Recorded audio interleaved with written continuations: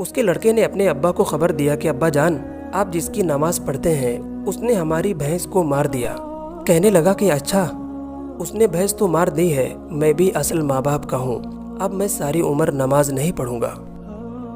آپ صلی اللہ علیہ وسلم فرماتے ہیں کہ قیامت کے دن یہ اعلان کیا جائے گا کہ اللہ تعالیٰ جس کا قرض دار ہو وہ حاضر ہو جائے۔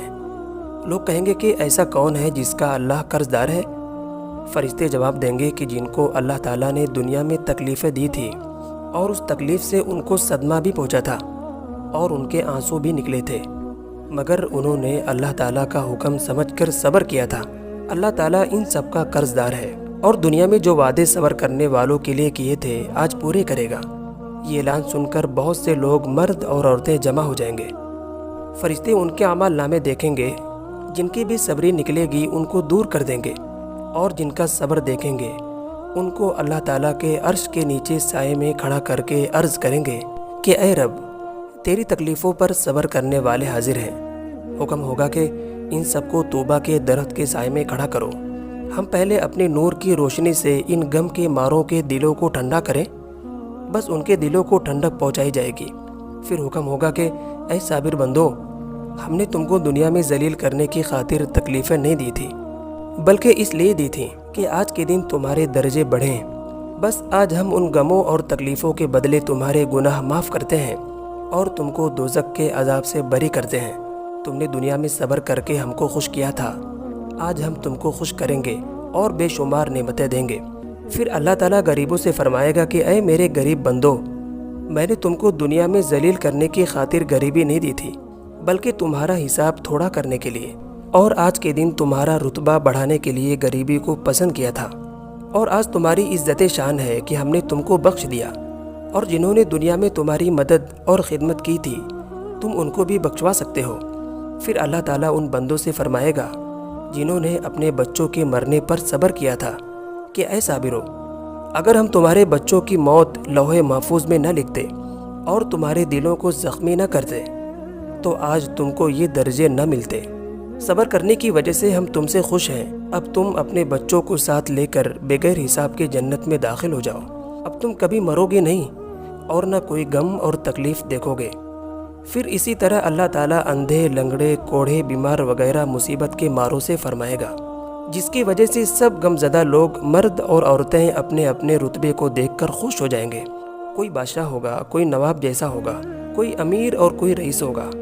فرشتے ان کو براق یعنی جنتی گھوڑوں پر سوار کریں گے اور بڑی عزت شان سے جنت کے دروازے پر لے جائیں گے۔ جو لوگ اس دن قیامت کے میدان میں حساب دینے کے واسطے روکے ہوں گے، وہ ان کی یہ عزت شان دیکھ کر کہیں گے کہ یہ لوگ نبی ہیں یا شہید ہیں؟ فرشتے جواب دیں گے کہ یہ نہ تو نبی ہیں اور نہ شہید ہیں، بلکہ یہ وہ لوگ ہیں جن کو دنیا میں تکلیفیں دی گئی، مگر انہوں نے اللہ تعالیٰ کا حکم سمجھ کر صبر کیا تھا اور ہر حالت میں اللہ تعالیٰ کے تابع دار رہے تھے۔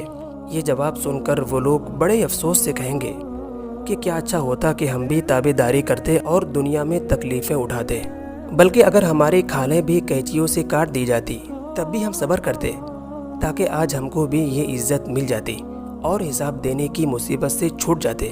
اس کے بعد فرشتے جنت کا دروازہ کھٹکھٹائیں گے۔ جنت کا بڑا فرشتہ رضوان پوچھے گا کہ کون ہو؟ فرشتے کہیں گے کہ صابر لوگ آئے ہیں، دروازہ کھول دو۔ وہ کہے گا کہ ابھی ترازو کھڑی نہیں کی گئی اور نہ حساب و کتاب کا دفتر کھلا ہے، پھر یہ لوگ حساب دینے سے پہلے کیسے آ گئے؟ فرشتے کہیں گے کہ صابر لوگوں سے حساب کتاب نہیں لیا جائے گا۔ بس رضوان جنت کا دروازہ کھول دے گا اور صابر لوگ بڑی عزت و شان کے ساتھ جنت میں داخل ہو جائیں گے۔ دیکھو اللہ تعالیٰ کے نزدیک تمہاری کیسی عزت اور شان ہے، مگر آج کل ہماری یہ حالت ہے کہ جہاں کوئی تکلیف پہنچی تو ایسے پریشان ہوتے ہیں کہ اللہ تعالیٰ پر اعتراض کرتے ہیں اور شکایت کرتے ہیں کہ ہم کو کس مصیبت میں پھنسا دیا، یہاں تک کہ نماز تک چھوڑ دیتے ہیں۔ جیسے کہ ایک شخص کے بارے میں آتا ہے کہ ایک شخص بڑا نمازی تھا، پرہیزگاری میں مشہور تھا۔ ایک دن اس کی بھینس مر گئی۔ اس کے لڑکے نے اپنے ابا کو خبر دیا کہ ابا جان، آپ جس کی نماز پڑھتے ہیں اس نے ہماری بھینس کو مار دیا۔ کہنے لگا کہ اچھا، اس نے بھینس تو مار دی ہے، میں بھی اصل ماں باپ کا ہوں، اب میں ساری عمر نماز نہیں پڑھوں گا۔ اور وضو کا پانی گرا کر وہ جاہل کہتا ہے کہ لے پڑھوا لے نماز بھینس کے مارنے والے۔ ذرا سی دیر میں ساری دینداری اور پرہیزگاری ختم کر دی اور خدا کا عذاب سر پر لے لیا۔ بس دکھ سکھ میں صابر و شاکر رہو، اللہ اور اس کے رسول کے حکم پر مضبوطی سے چلتے رہو۔ دعا کہ اللہ تعالی ہم سب کو قلب سلیم اور عقل سلیم عطا فرمائے اور قرآن و حدیث پر چلنے کی توفیق عطا فرمائے، آمین۔